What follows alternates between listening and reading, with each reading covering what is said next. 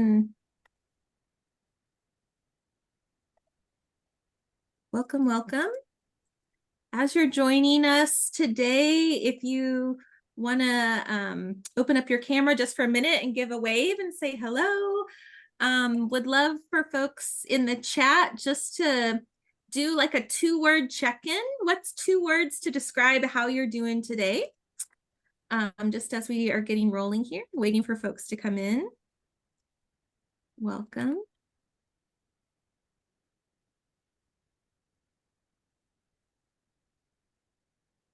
Hi, everyone. Hi. Feeling great. I like to see that. Like to see that.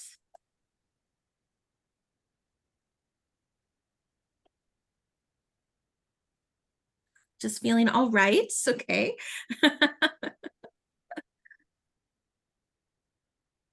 Spring break might be the 2 words that you're kind of feeling today. As we're getting closer to that. Great to see you.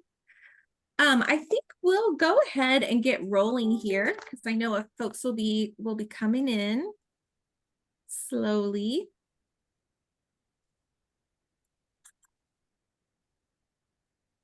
I think most everyone here is part of the Grad Edge program, but if not, and you're joining us as part of the Leading Change Workshop series, welcome.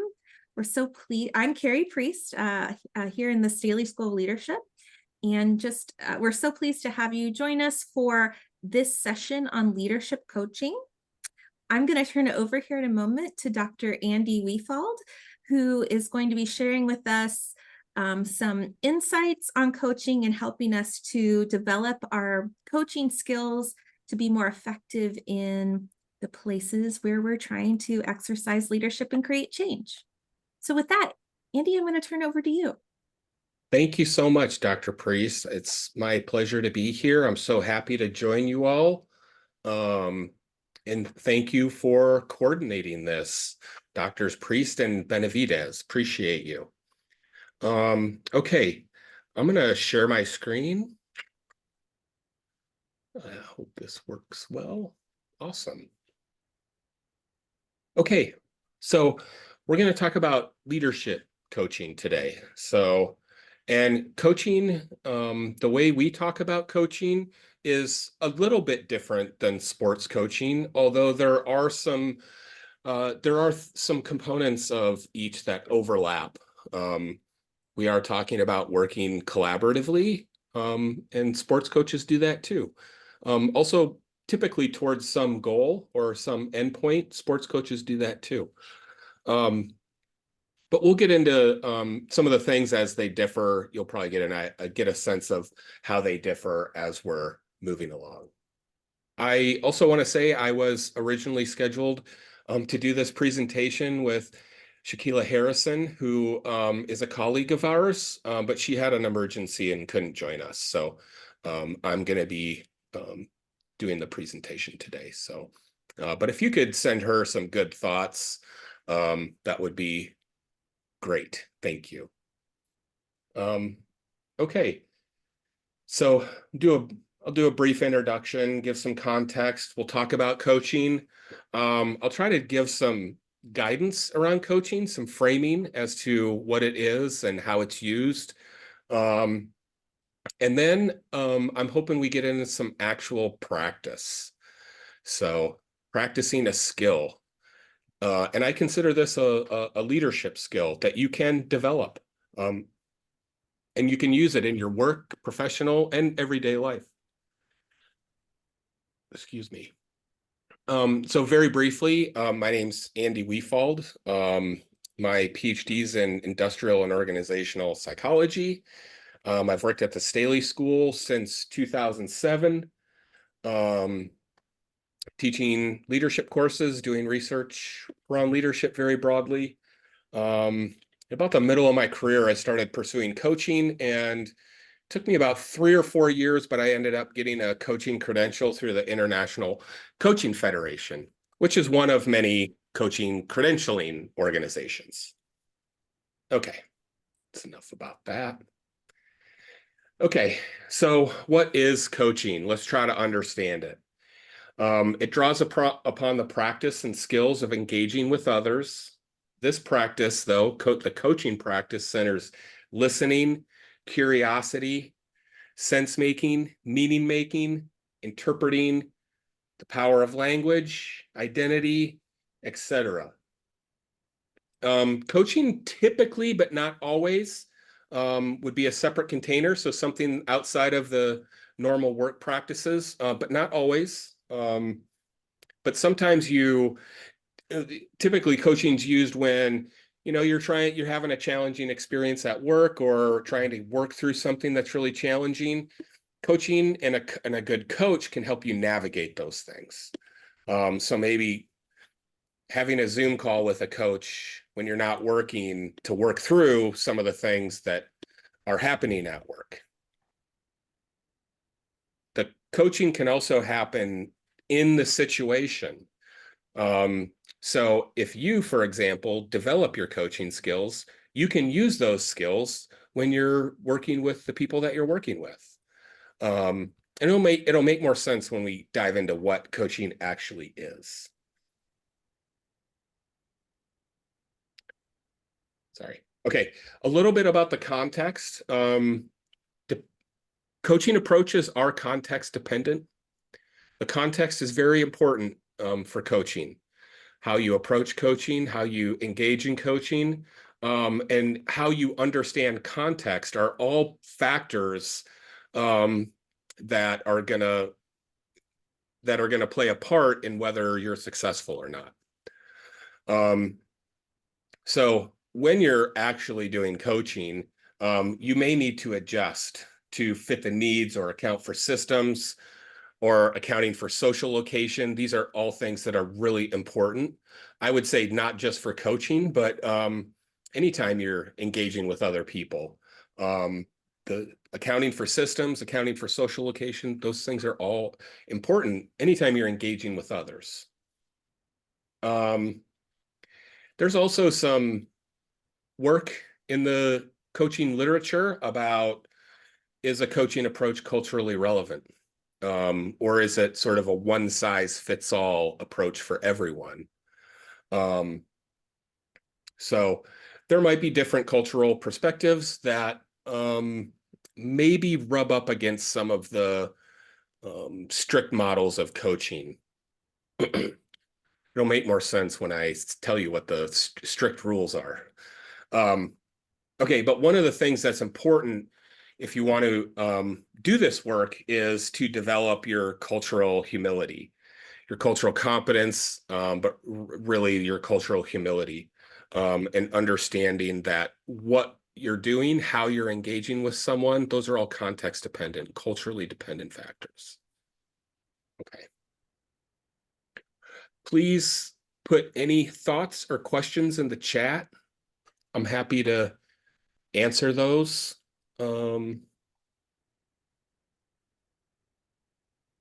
Yeah.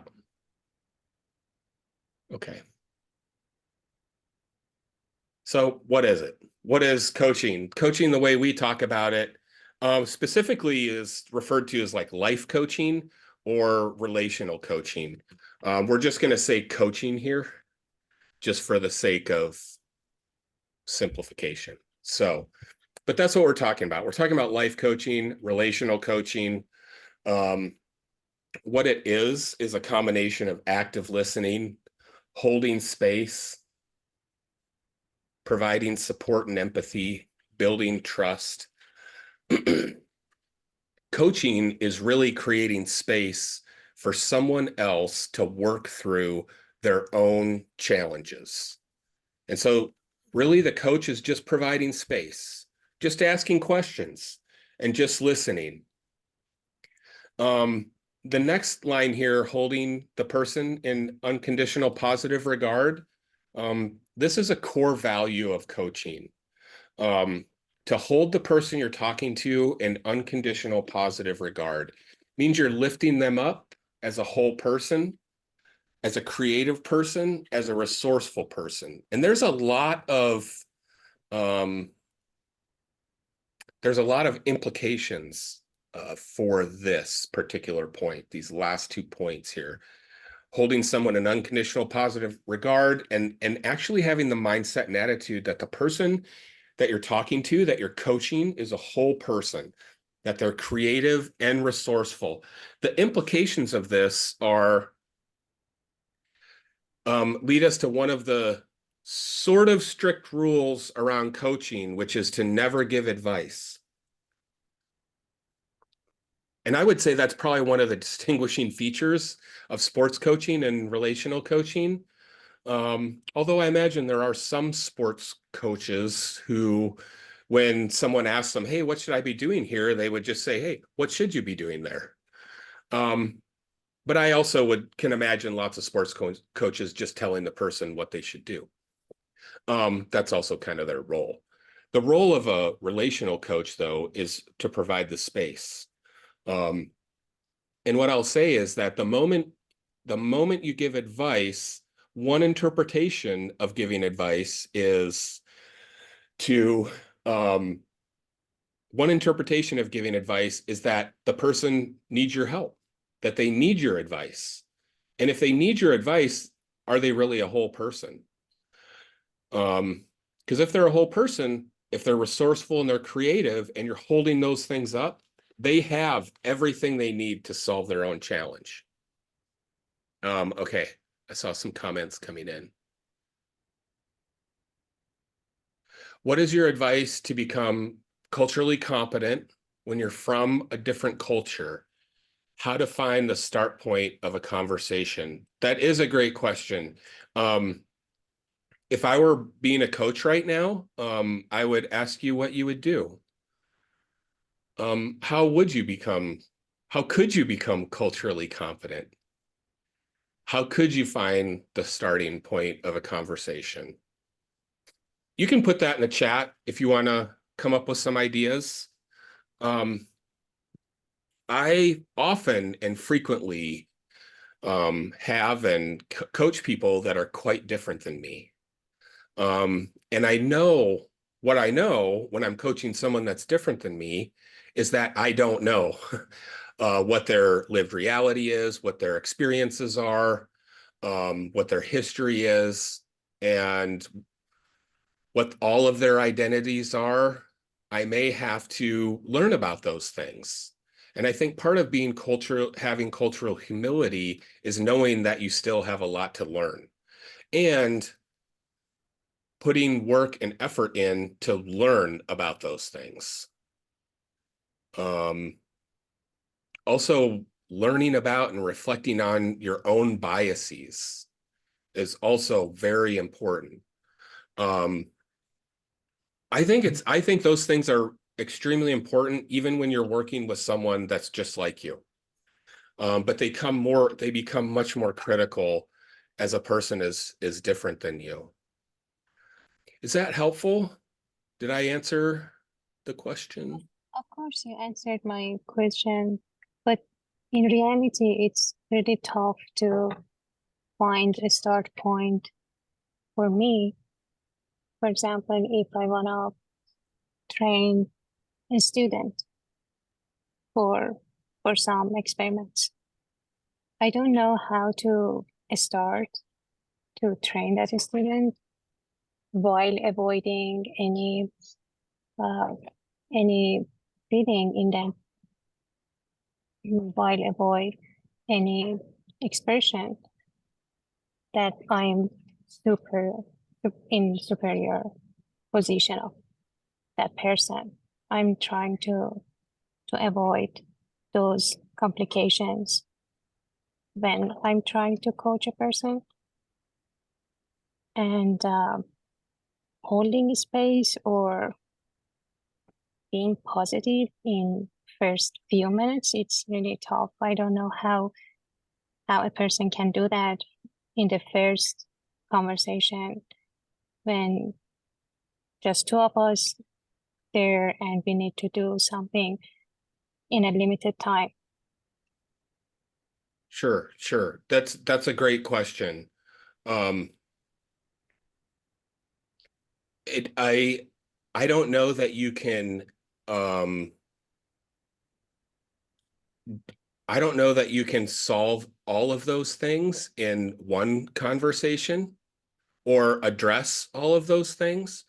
I think becoming more culturally competent is and having more cultural humility is important. And I think those things start way before you ever have your first coaching session. They should. Those things should start way before you try to mentor a student on how to do something. That should be part of what do I want to say? Your scholarly journey is learning how to engage across difference, learning how to engage with people that are different than you. That is going to be important no matter what job you have, no matter what career you have. So for me, those things are our responsibility. So we shouldn't just step into a coaching situation and saying, okay, now I'm going to start learning about culture. It should happen before. I don't know if that's helpful or not. I also recognize I'm not being super coach-like in the moment, but also I have content I want to get through. So also I think for these situations, sometimes just telling you, giving you some good advice is actually helpful. So, okay.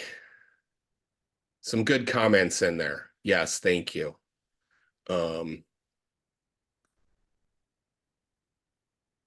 Yeah, okay. Some folks are confused about never giving advice.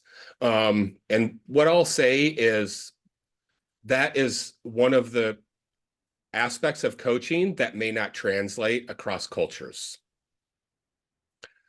But it is sort of, you know, when I went through my coaching training, anytime when I was being observed, anytime advice would sneak in, they would stop me and say, "You're giving advice."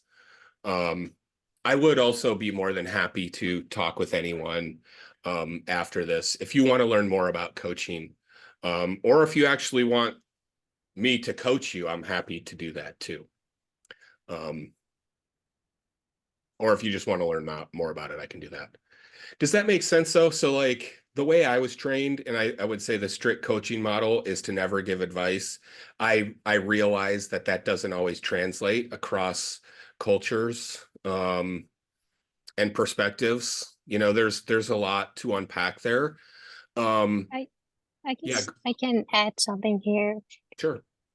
Since I'm an engineer and our perspective is totally different, as I mentioned earlier, if I want to be a mentor of a student, we need to work with some equipments, and they are, for example, they are expensive. They need some careful practices to do one experiment, and I'm responsible there. So my advice should be almost direct and short, and I understand your point, but from our perspective, it's difficult already, and Can you say finding that more? time and culture, it seems we are from a different world. Yeah. So Carrie put a note in there about what I was thinking, which is coaching and being coach-like are not appropriate for every situation. So I want you to think of this as like a tool that you can employ or not employ in different situations. Um, so if you have to give a student advice on how to complete a task and you have the technical knowledge and they don't, that may not be the best situation for coaching. Does that make sense? Yeah, it makes sense, of course. Yeah. I would encourage you to think about and try to push yourself to try to be more coach-like in more situations. That's how you're going to get better at coaching. And you may actually find ways to employ that in situations where you didn't think it was possible previously. Go down. Yeah. If I would differentiate coaching from mentoring, a mentor implies that the mentor has more experience, is maybe more seasoned in their career journey, and maybe more knowledgeable. And their role is to impart that knowledge to you, to actually give you advice based on their experiences. A coach's role is quite different. A coach's role is to provide space for someone to work through their own challenges. They're both typically one-on-one. They're both supportive relationships, just with different approaches.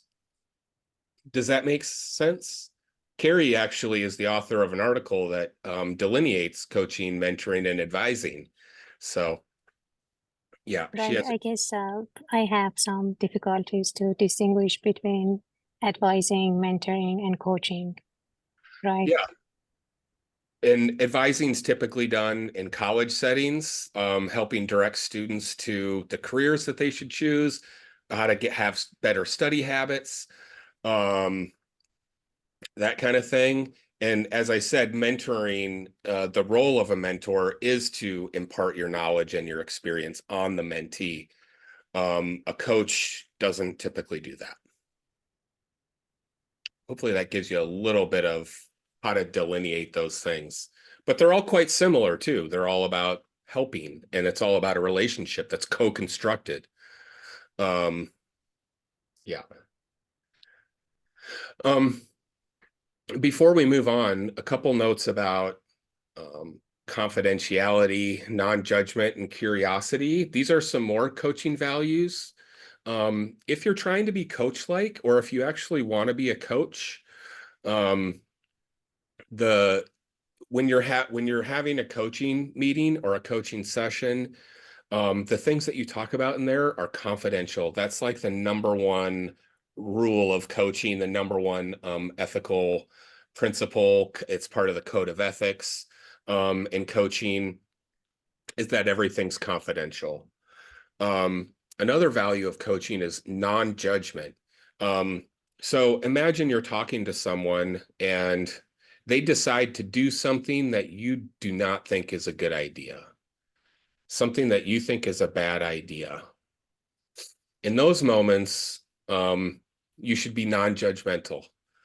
And if you're holding the person up as someone that's a whole person, creative and resourceful, they can figure it out. They may not do what you would do, but they're exercising their own agency.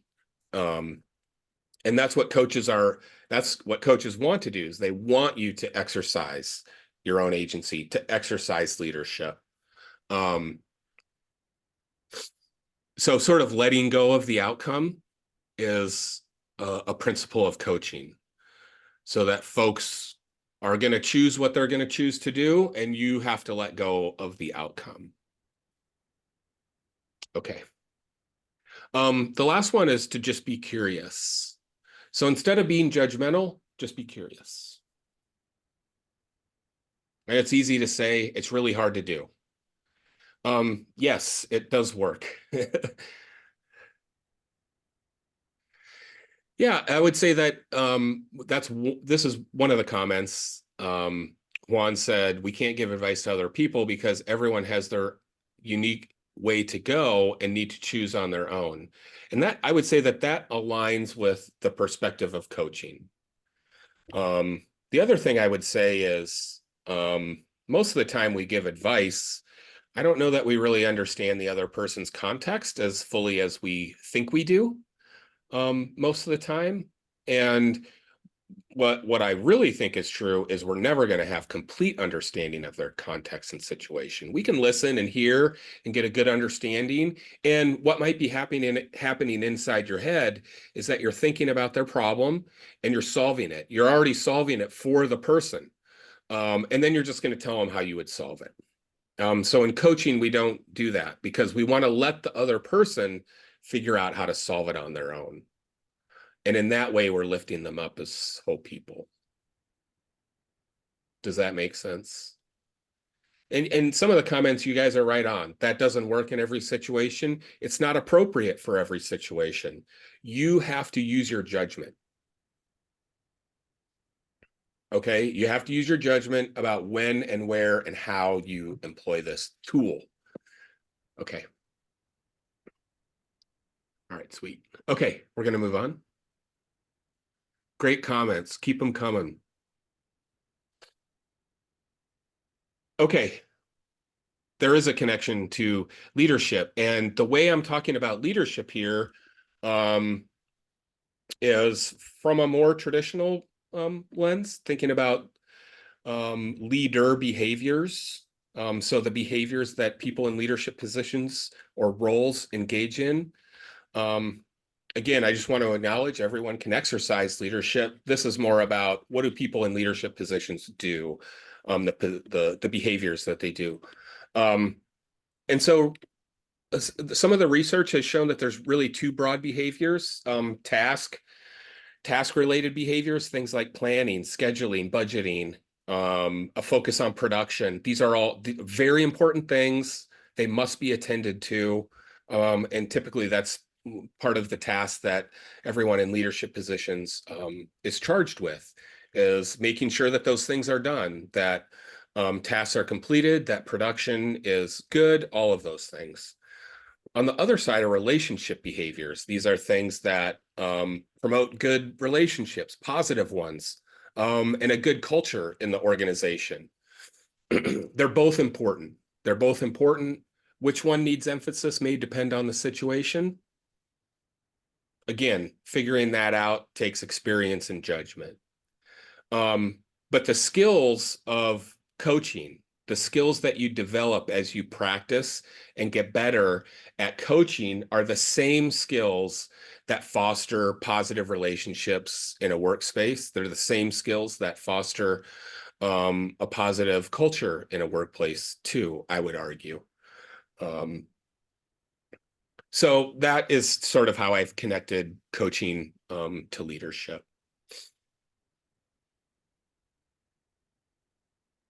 Oh, sorry, I'm just reading the comment.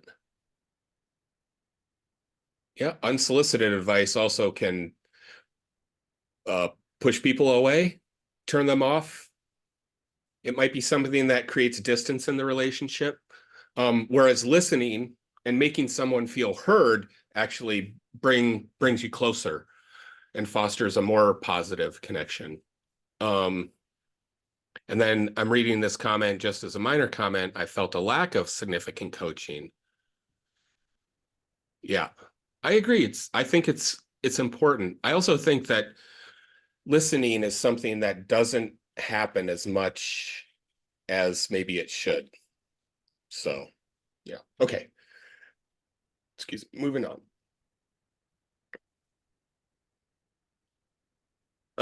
Before I move on, are there any questions or comments? Anything you want to talk about? Throw it in the chat, unmute.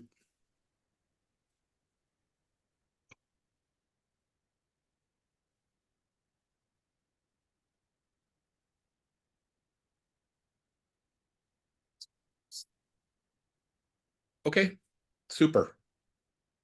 Feel free to throw a question or anything in there at any time. Yes, sir. Emmanuel. Thanks, Dr. Wilford. I just want to get your comment on one of the your view on the comments on the chat. And we've talked about coaching, a mentor, and advisor. In the aspect of when you do not have a significant personnel to guide you through the journey, when it comes to graduate studies, is that a job of an advisor or a coach or a mentor?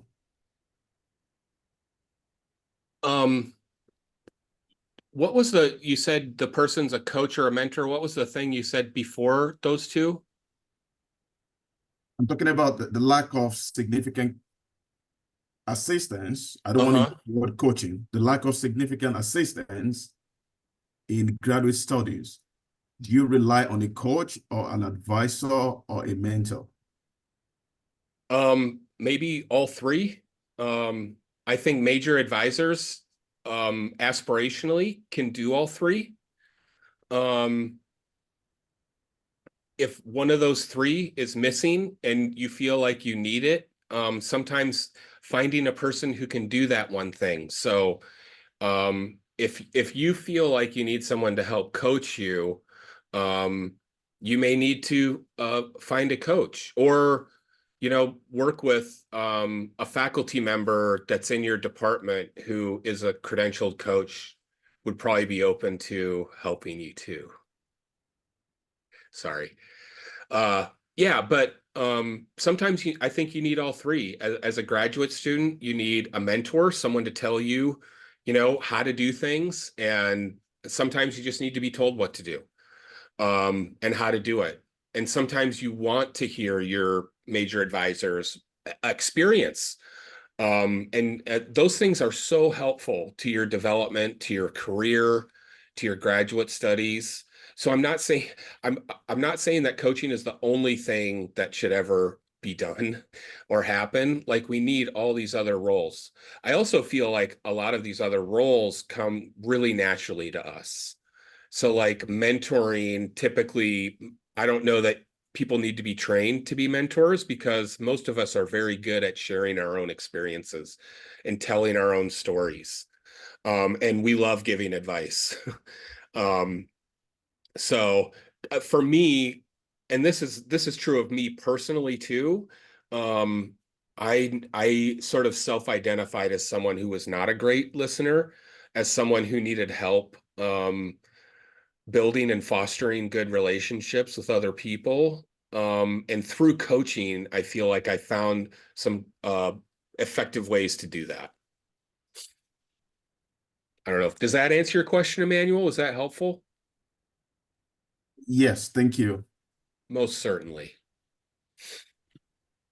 I won't read through this whole list of the levels of listening.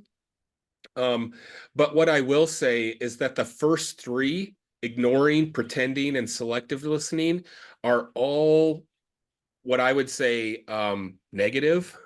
I would say none of those are going to help you create or foster a good relationship with another person. And in fact, I think they foster more disconnection than connection. And for me, active listening is like the bare minimum. That's like the lowest level of listening that you can do that's going to allow you to engage with someone. And active listening can be quite difficult. So it's like the minimum standard is kind of hard to reach. Paying attention to people, internalizing what they're saying, being curious about them, about their story, reflecting on what they're saying, rephrasing back. That's one of the techniques in coaching. We call that mirroring back.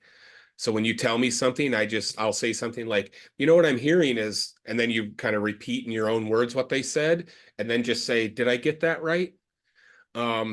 That's great, because it tells the person that you're listening, even if you get it wrong, even if you are incorrect in how you interpreted what they told you, rephrasing that and asking the question show that you're really listening. You're trying to get it right. So that's really important. There's an asterisk by eye contact. I'm curious if anyone, like how much eye contact is the right amount? What are some perspectives on that? You can throw that in the chat. Is there a balance to be had there? Should I never look at someone? Should I always stare at someone? You can just throw what you think in the chat. I definitely don't have a stare down.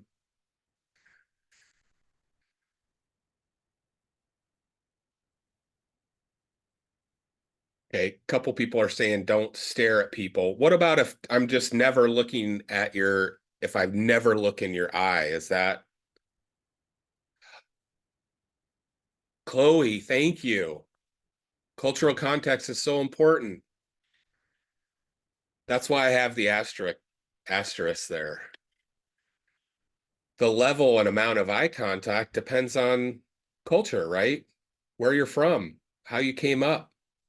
So what's the right amount of eye contact for me may not be the right amount of eye contact for Emmanuel. And so again, this goes back to like cultural humility, right? Like, what do I need to learn about my client's culture and style of communication before I can actually engage with them? So again, body language in general is culturally dependent. Also, someone can listen to you and not look like they're paying attention. They might be on their phone. They might not be looking at you at all. They might just be like I might try to do it here, like, uh-huh, uh-huh, uh-huh. And then if you asked them to repeat what you said, they might be able to do it word for word. So again, someone could just not, if someone could be doing all the wrong body language, but still be listening. Again, that's why I put the asterisk there. It doesn't mean that you should ignore body language, eye contact, those kinds of things, but you should also be cautious about interpreting it. Does that make sense? Is that okay? I got from the people that are on camera, I got a couple nods. So shout out to you all. I appreciate that. Yeah. Okay. There are higher levels of listening. So active listening or attentive listening, really the bare minimum. I would say empathetic listening is sort of a next step. It requires a larger amount of mental and emotional energy, focusing on the other person's point of view, really trying to see things from someone else's point of view. Is even a harder level. I would also, if I didn't get this from an article, I would add another level there and say holding space. That holding space really is the hardest one to do. What's the borderline of empathy? I mean, to avoid getting too much involved. That's a great question. I don't know that I have the border. I don't know that that's clearly delineated. I think you need to use some judgment about how invested and enmeshed you're getting with someone, but you can provide empathy with someone without being tied to the outcome. So you can still provide empathy and support. You can still hold space for people without getting mixed up in what they're doing or what they decide to do, right? So you can still do coaching without getting enmeshed in someone else's life. And in fact, that would violate all sorts of ethical boundaries and stuff. So I don't know if that was helpful, Nushins. Hope I said your name right. I did my best. Yeah, sure. Yeah, it was helpful. Was that helpful? Of course. Okay, Yeah, wonderful. but it's tough to find the Yeah. exact point of not getting involved sometimes. Yeah, and so this sort of brings up another point. And the other point is you coaching is sometimes called like therapy light.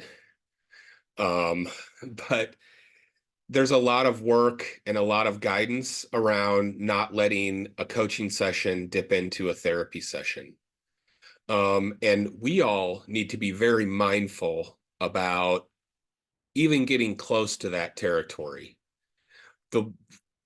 What you should watch out for is when people start talking about their past, and if they start bringing up past traumas, those are things that are not under the purview of coaching. And those things have come up in my coaching, and I've tried to like, hey, we're starting to get into something here that's out of my depth. I'm not qualified as a counselor or therapist. If those are the services that you're needing, I would recommend you find those services. But yeah, there's and again, like, where is that line, right? Sometimes it's hard to tell. If you're starting to feel uncomfortable, you've probably gotten close to the line. Yeah. But if you just want to be more coach-like, which I think really is the point of this session, I think if you could take something away from this session, it would be that you can, and it would help you if you develop some of these skills. If you could become just a 5% better listener, I think you would have real positive outcomes and dividends, both in your professional and personal life. Okay, I'm not the salesman of my family. That's the best sales job I can do. So, okay. Okay, let's talk about what are some basic listening skills. Again, I would say these are sort of the bare minimum. It's a very pithy quote, but I still love it. Listen to understand, not to reply.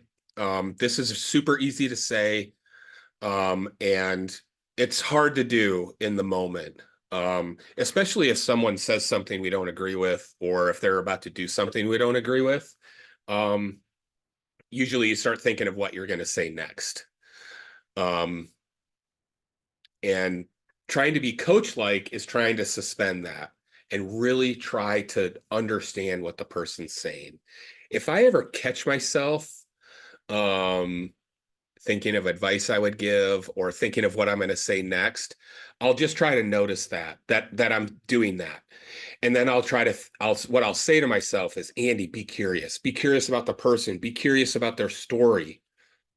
And usually that helps me like recenter. Now I'm centered back on the person, and ready to continue.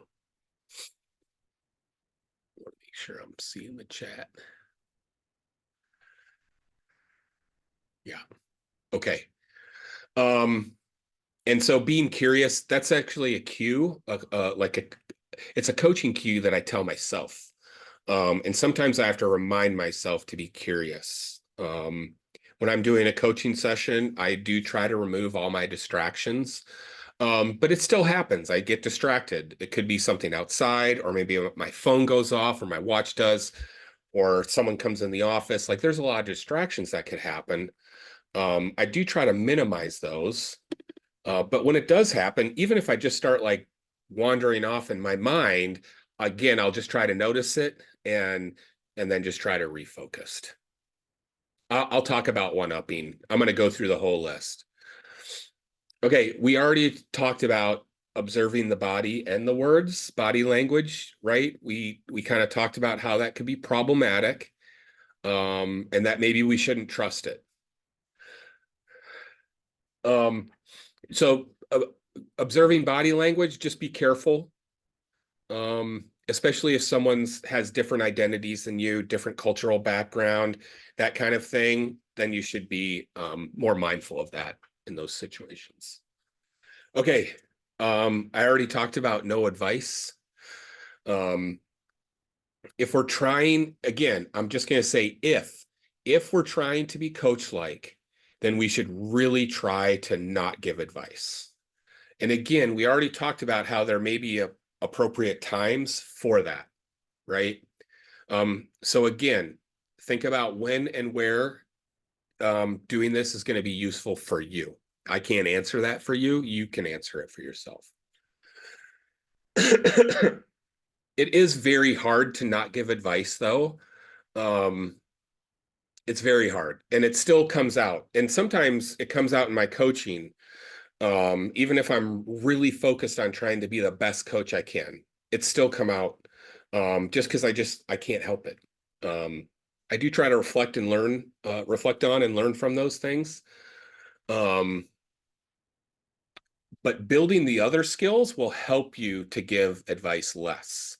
So if you can build your listening skills, if you can build your empathy, and if you can build your sort of capacity to hold the other person up as a whole person, it's going to help you give less advice, I think. Yeah, but it is really hard. So, and sometimes it just comes out. It comes out in really sneaky ways. It can come out in the form of a question. Can anyone think of a question that is advice in disguise?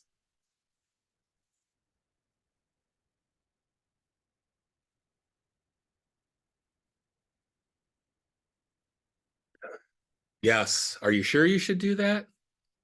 Have you tried this? Have you tried XYZ? Yeah, those are all Those are all the sneaky ways of asking a question, which is very coach-like. Coaches ask lots of questions. That's our like go-to thing, right? But there are ways that a question can be a thing about advice. Like, have you ever thought about doing this? Yeah. I did that in my coaching training. I said, "Hey, have you thought about doing?" And then the coach that was watching me was like, "You're giving advice." I didn't even finish my sentence. He's like, "You're giving advice."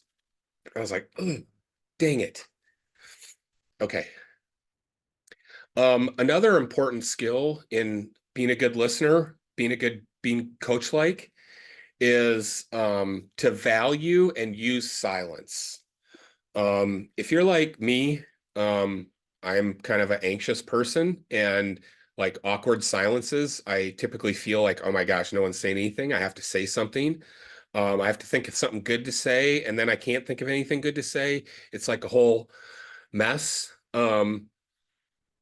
As a coach, though, when a client is not talking, especially if they're not talking right after I ask a question, I know they're thinking about it, and I just have to wait them out. So sometimes you can just wait the person out. Like if you've said something, it's kind of their turn to speak, but they're not saying anything. Just try to wait. It's like a test of wills at that point. And sometimes I'll do this. I'll be like, okay, now we're in a contest. It's a contest to who's going to talk first. And I'll just say to myself, like, I'm winning this one. But I'll just wait for the person to talk. Usually what comes out is something pretty powerful. So the silence can actually be a great thing in coaching. Especially if it comes after a question. If you've asked a question and you feel like you kind of stumped them, yes, exactly, Juan. It means they're reflecting and processing. And you don't want to interrupt that moment. You don't want to interrupt that processing. That's awesome. Awesome comment. Okay. Someone asked about the one-upping. Okay. So this is also a culturally dependent sort of phrase. I'll describe it as best I can. One-upping is how we refer to if I just told a story to you, and then, like, for example, if I told you about something that I did this weekend, and then your response to me was to tell me what you did this weekend, you're one-upping. So it's like, oh, you did that thing? I also did that thing. Okay. Or you did something, well, I did that, but I also did it like way better than you. Yeah. How do you feel when people one up you? Like you're trying to tell someone something, and how does that make you feel when you've been one upped? You can put it in the chat.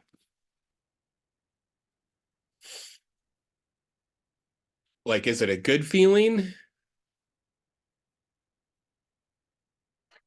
It could be neutral, but imagine you were talking about something you were really passionate about and you wanted to talk more about.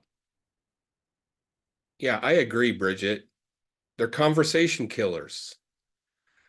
If someone is telling you something, even if it's a story about what they did this weekend or yesterday, whatever, be curious about it.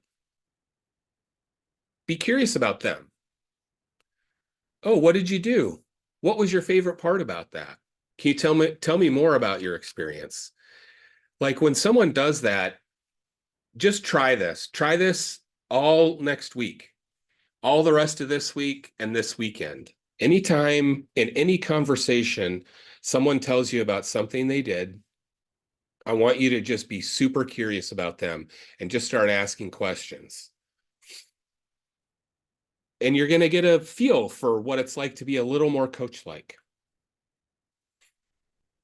I'm going to give you some pretty negative interpretations of one-upping.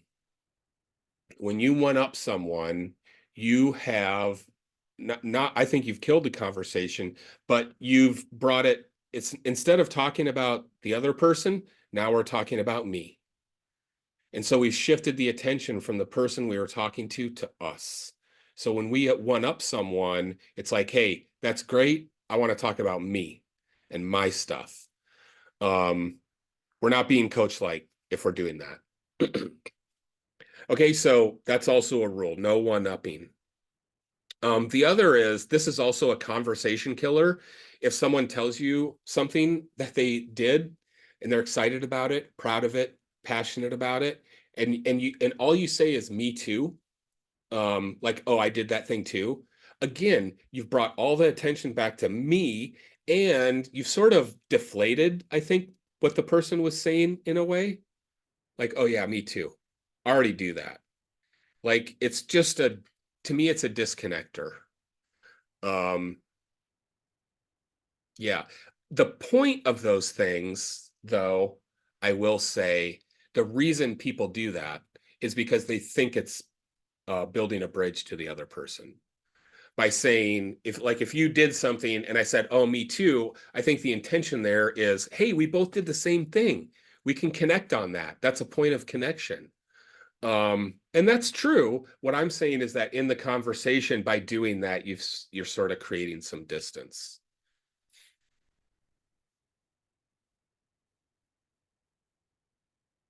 Okay. Any thoughts about that? I see a couple comments in there.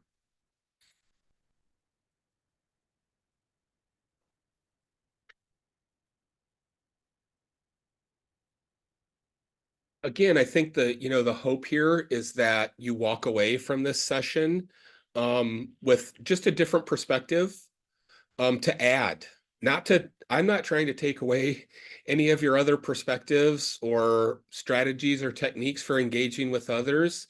I merely want to add something, and maybe it's just a window into a skill that you can further develop as you go on with your career. Yeah. Yeah, that's a great point, Carrie. There is a lot of context there, and sometimes people need to know that they're not alone. I think there's definitely times and places where you want to do that, though. And again, you need to use your judgment.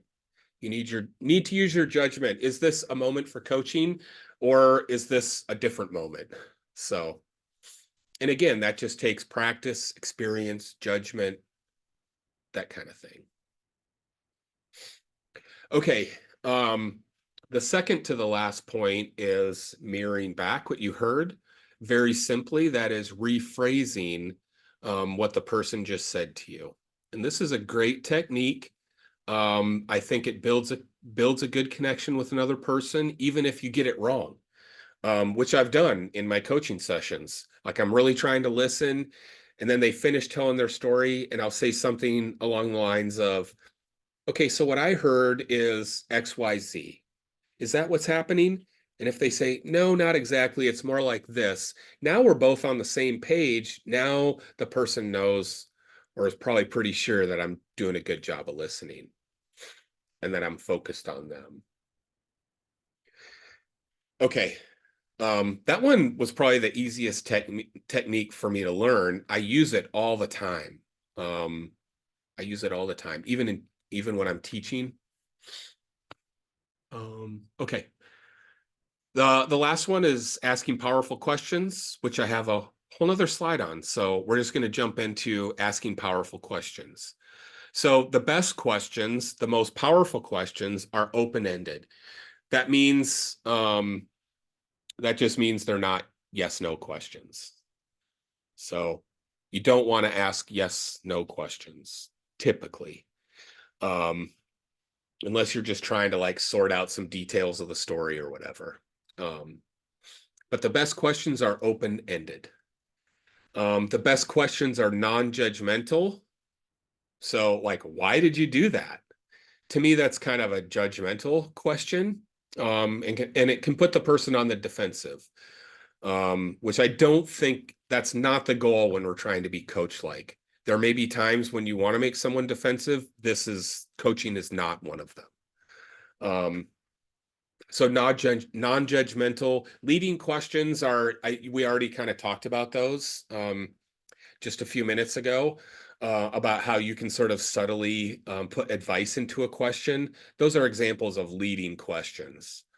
Have you thought about doing this or this? That's a leading question, because the implication of those questions is you should be doing those things, right?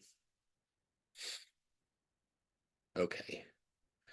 You can also make requests. So a request would be something like, tell me more about that thing or that person. Tell me more about this situation. That's a request. You're asking for more information. Those are great things to use. A great move to make in a coaching thing. Okay, we should also be listening and really trying to understand. But the last point, why shouldn't we ask a why question? I think we've kind of already danced around this, but what's the danger of asking a why question?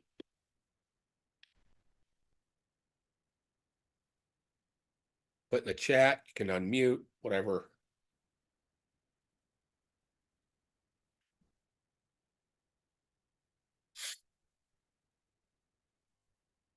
It can sound judgmental. Okay. Why did you do that? You can even say like, well, why didn't you do this other thing? Like, again, it's sort of judgment, also kind of leading. Yeah, and I think if you're trying to have a good connection with someone, you want them to be open, and not defensive. You want them to be open and free, not defensive and like shut down. So sometimes those questions can do that. I have, can I have a question? Oh, most certainly. Oh, it's like, like when I first saw Nushin's question here, what is advice to become culture competent when we are from a different culture? How to find that start point in conversation? When I saw that question, like my first reaction was to ask why? Why would you want to be culturally competent? Like like And why are you asking to find the starting point of the conversation? Are you coming across something difficult in your life? Like that's my first reaction. I never thought that could be judgmental. Do you see how it might be? Yeah, now I saw it. Or at least how it could be interpreted as judgmental, right? I'm guessing that when you thought of those questions, you weren't trying to make the person defensive, right? You were genuinely curious and wanted to know about that, right? Am I right? Yeah, it's because like when I see this question, I wouldn't know. I immediately think, oh, he or she's having some problem in her life that she come across that in within like regarding to culture. She's feeling like not competent enough in this diverse culture background. So like, why is she asking that question? Is there something deeper behind this? That's my intention. Yeah, I think, and um one of the things about being culturally competent and having culture humility is sort of understanding that our intentions don't always line up with how they land, with how they are impacted, like how the impact is for the other person. So sometimes we unintentionally make people defensive, or we unintentionally turn them off in some way. So you can have great intentions when you're asking a question. You want to get to the bottom of something, or you want to understand something. But how you approach that, the way you ask questions, Juan, can have a big impact on how successful you are or not, or how successful you are in developing the relationship or not. So if you want to understand the reason behind this, how would you approach it? I might just say like, well, tell me more about that. What's that about? Oh, yeah. Oh, yeah, that makes sense to me. Yeah.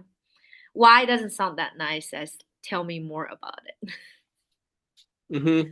And I Yeah, think it thank sort of you. sets them up. You know, if you can hold the person, um, if you can hold the person up as a whole person, um, Mhm.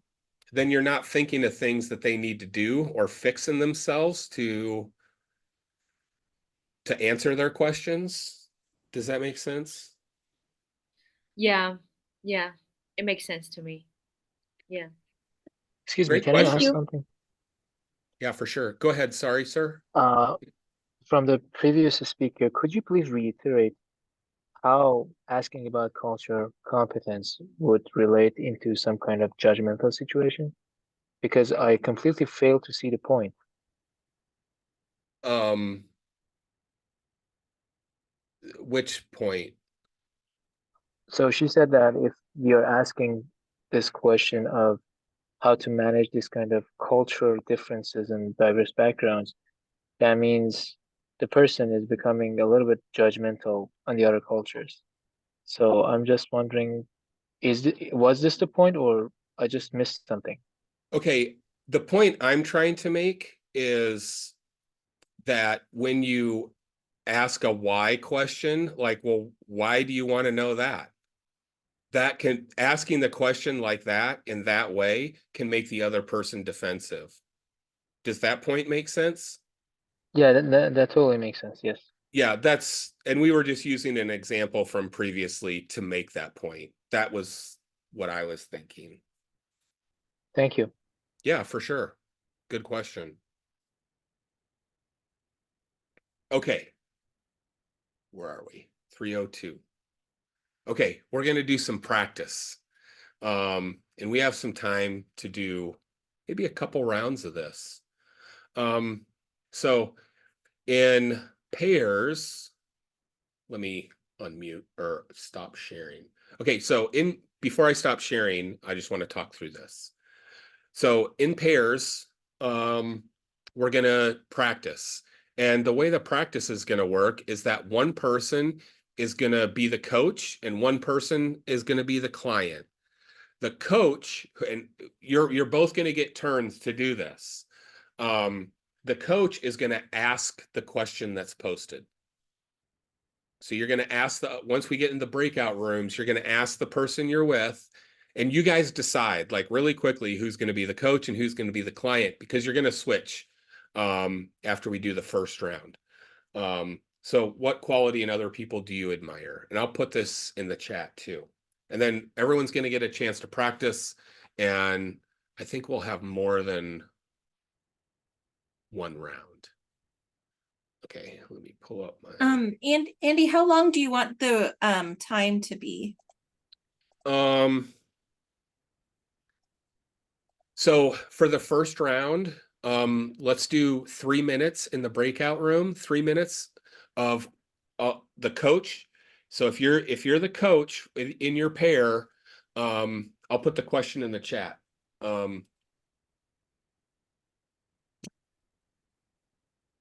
The person that's being the coach, I want you to listen. I want you to be curious. If you say anything, I want you to mirror back what you heard or ask a powerful question. Ask an open-ended question, and make sure it's coming from a curious place. Does that make sense? So you're going to try to be coach-like in this situation. And remember the things you should avoid. Don't talk about yourself. Don't share your own story. Don't give any advice. There's a few don'ts. The do's are listen, pay attention, try to empathize, try to hold some space. Okay. Okay, so Andy, just to clarify, there's just one person that's going to be sharing and the other person listening in this 3 minutes. Correct. Okay, I have one group of 3, but everyone else should be in a pair. And you'll have a 3 minutes with a 30-second warning or comeback time. Thank you.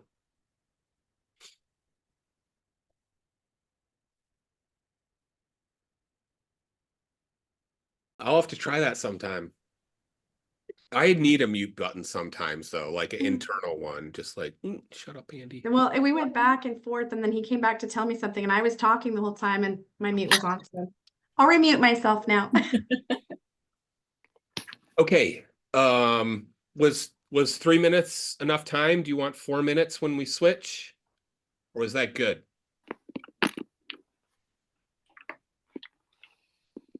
Okay, 4 minutes would be better, I think. okay, let's do 4 minutes this round, and same question, just reverse roles. So if you were the client, now you're the coach. Same question. What quality do you admire in other people?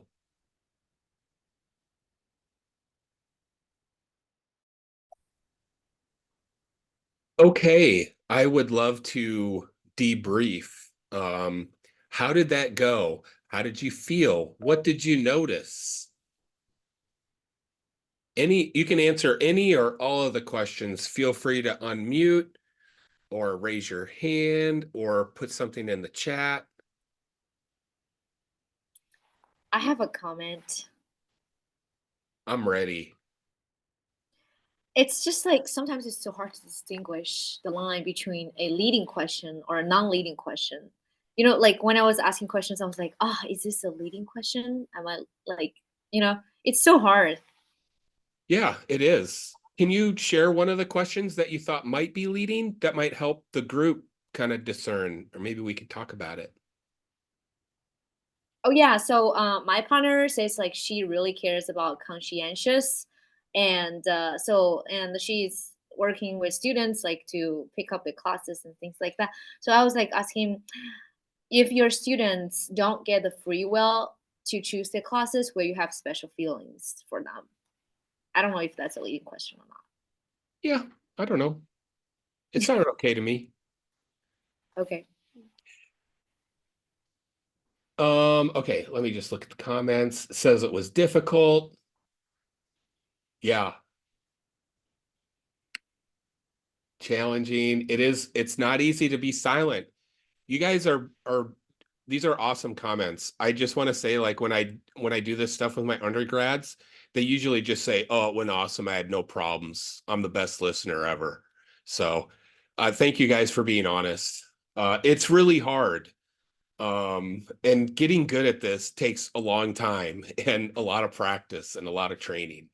Um, but you can practice, you can become more coach like. And I would look, if I'm going to sell this even a little bit more, any progress you can make on how good of a listener you are or how much empathy you can provide is going to help you.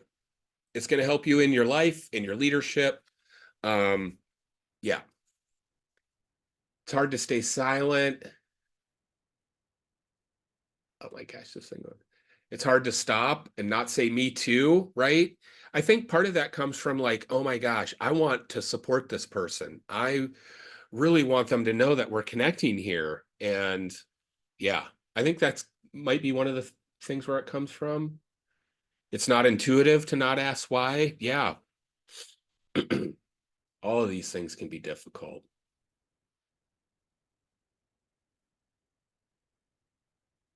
I would say, like, it with practice, it just gets it's going to get easier. And also, um,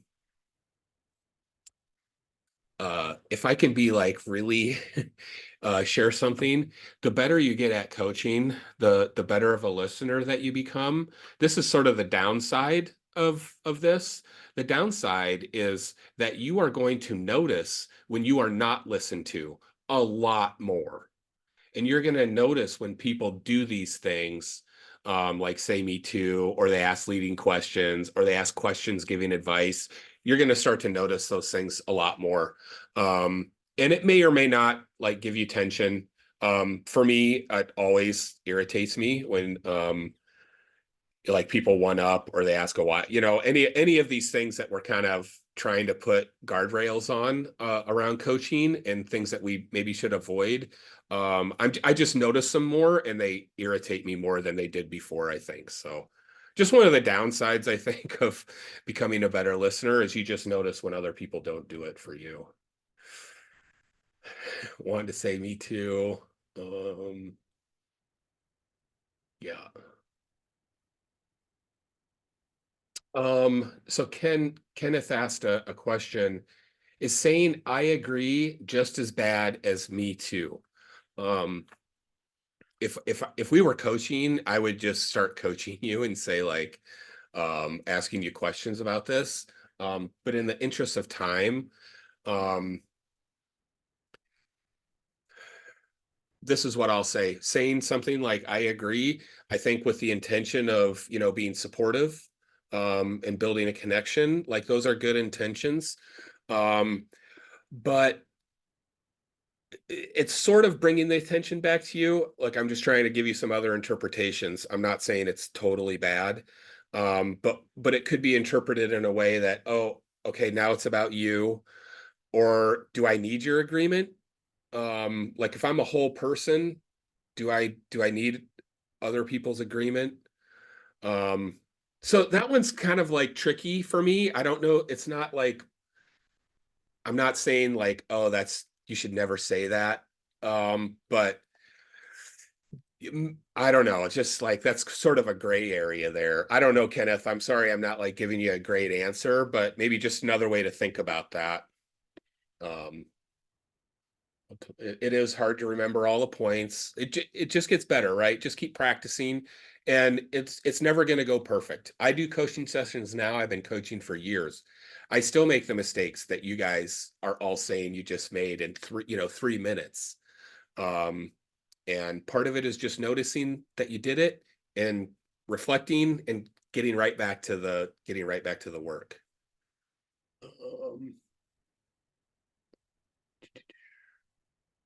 Does K-State have a coaching certificate or master's program? We do not currently, although we are working on developing a master's course around coaching. So I don't know, the future may be different, but currently we do not. But maybe down the road. I think that would be awesome. It is something that we're kind of working towards long term. Yeah, thank you. That makes sense. Yes, there's an International Coaching Federation, the ICF. That's where I got my credential. There are others though. Carrie has a coaching credential from another organization. And there's lots of good ones. There's some ones that are not great, just do your due diligence, do your research. Let's see.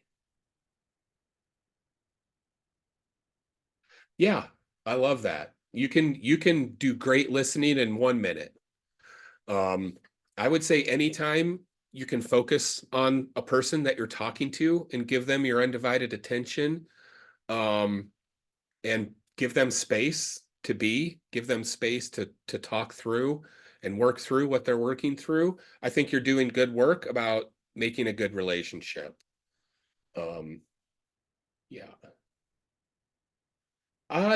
I don't know of other schools that offer like a master's in coaching. There are schools out there that have coaching programs though. The University of San Diego is one that I know of. I don't know of any others, honestly. Yeah, but they're out there. I'm happy to connect with you offline if you want to shoot me an email. Happy to do that. With the 8 minutes left, what questions do you have? Any other questions? And please be open. I'm not going to shame anyone for asking a question. No judgment, remember? Non-judgmental. You can throw them in the chat or just unmute and ask. I am working on a coaching book. It's about the intersections of coaching and leadership. I hope it's good. Hi, Dr. Whitford, Yes, sir. you said something about body language. And one of the things that COVID left us is still what we're using now, social, the virtual world. How do you coach when someone is not that comfortable, opening the screen? How do what would be your advice in addressing that? I can only I've done coaching in person. I've done coaching on Zoom, and I've done coaching on the telephone. So those are the 3 ways I've experienced coaching in the past, and they're all fine. They all can work, Emmanuel. So even over the phone, where you can't see someone, you can still do coaching. You're gonna miss, like you said, you're gonna miss some of those cues, right? That you may otherwise pick up on. But you can still do coaching over the phone without seeing someone. I don't know that coaching works really well asynchronously, where where you're just passing messages back and forth. Did that answer the question? I don't know if maybe I didn't interpret the question, hear the question correctly. No, it did, and also for you to have mentioned about coaching telephonically. I mean, that's prior to COVID, so I think, yeah, we just have to walk through that. Yeah, and I mean, for me personally, it's a little harder. Because if you're just on the phone, like I'm still looking around and I can still see whatever space I'm in, it might distract me a little bit. So it may take a little more effort and energy for me to like really be present and really be coaching if it's over the phone. Zoom is a little better. In person is even better, but like in person, there may be other challenges too. So I think it just depends. Thank you for your question. Got 5 minutes left. Any other questions, comments, thoughts?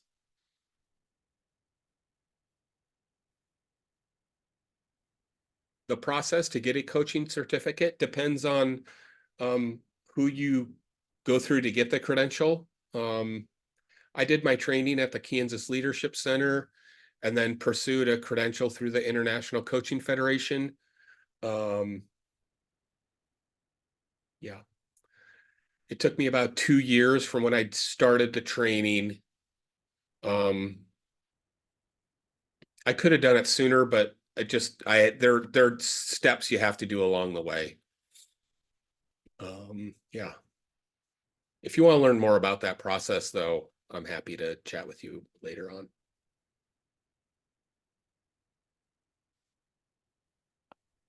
Okay. I'll hang out here for 4 more minutes if anyone has any questions. Thank you so much, Dr. Priest. Thank you, Dr. Weefeld, and we'll give you a hand or high fives or whatever you want to give virtually. And yes, such useful tools. And Dr. Benavides will send a follow-up email to all of the attendees with some links to resources.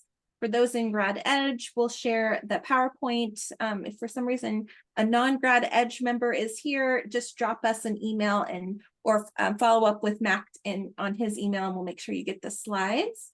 And yeah, just a reminder to keep reading through your when everyone leads text. I know some of the groups have been kicking off, some are coming up shortly. Lots of great conversation, and you can certainly bring these skills into that space as well. But thanks everyone, and I hope you have a great rest of your afternoon and a wonderful spring break, whoever you're able and to celebrate that. Thank you so much, everyone. I love doing this. I love talking about coaching. So thank you.